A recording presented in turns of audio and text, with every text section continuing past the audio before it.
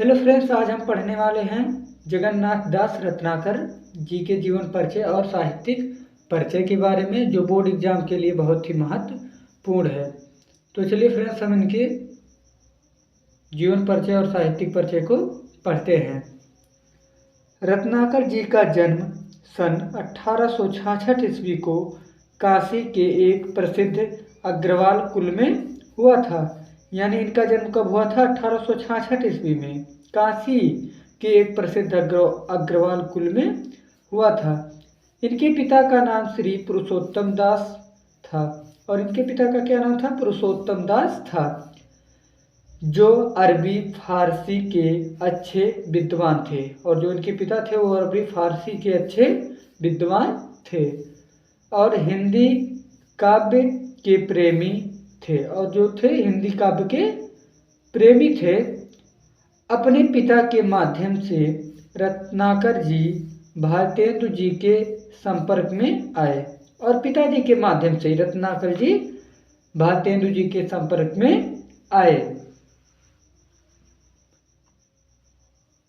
रत्नाकर जी को बाल्यावस्था से ही कविता से प्रेम था।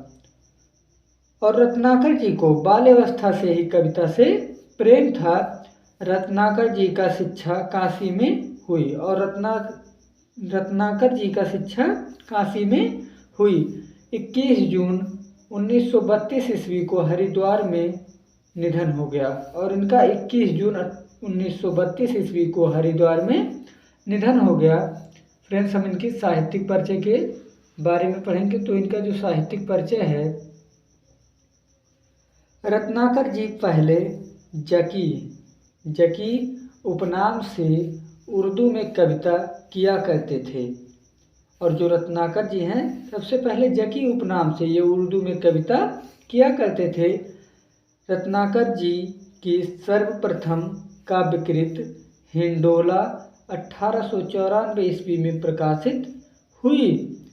14 मई 1921 ईस्वी में अयोध्या की महारानी की प्रेरणा से इन्होंने गंगावतरण काव्य की रचना प्रारंभ की।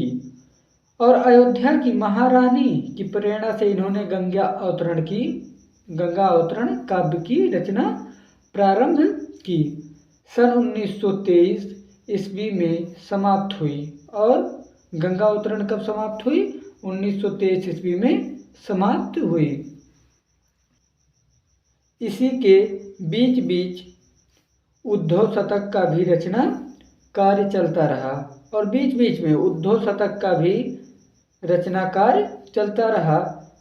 इन्हें इसी काव्य पर हिंदुस्तानी अकादमी इलाहाबाद से भी पुरस्कार मिला।